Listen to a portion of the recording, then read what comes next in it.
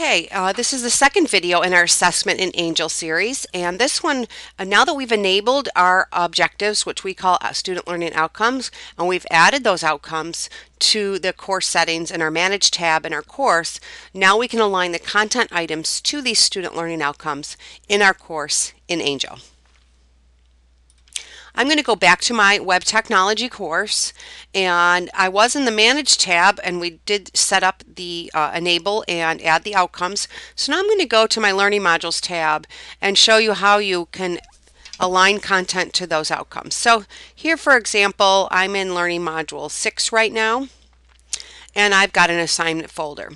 So here's Web Lab 13, Animoto. I want to make sure that this particular item is added to, is being aligned with one of my student learning outcomes. So I'm going to go to Settings. You'll notice a series of tabs here.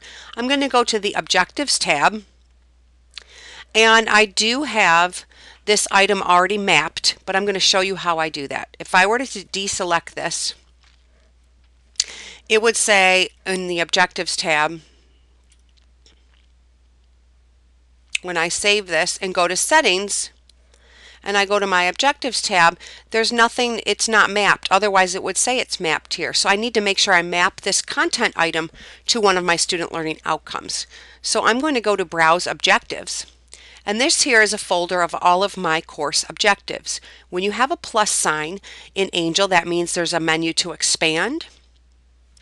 And if I expand this menu, it gives me all listing of my student learning outcomes. So this particular item meets the student learning outcome of creating content using a variety of online Web 2.0 technologies. So I've selected that. If it meets more than one, you could certainly select multiple SLOs, but I have now mapped this Dropbox item to that student learning outcome, and I can select Save. I have a learning journal that students do, and I can go to Objectives and make sure that the correct student learning outcome is listed. It's under, when I select Browse Objectives, here it is. It goes along with reflecting on their learning using these digital tools.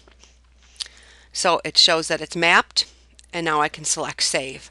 So I've gone through my entire course to make sure every content item that I have, whether it's a discussion, a learning journal entry, or an assignment, is mapped to my student learning outcomes so that I can easily run reports to see how my students are measuring up. And it will help me to make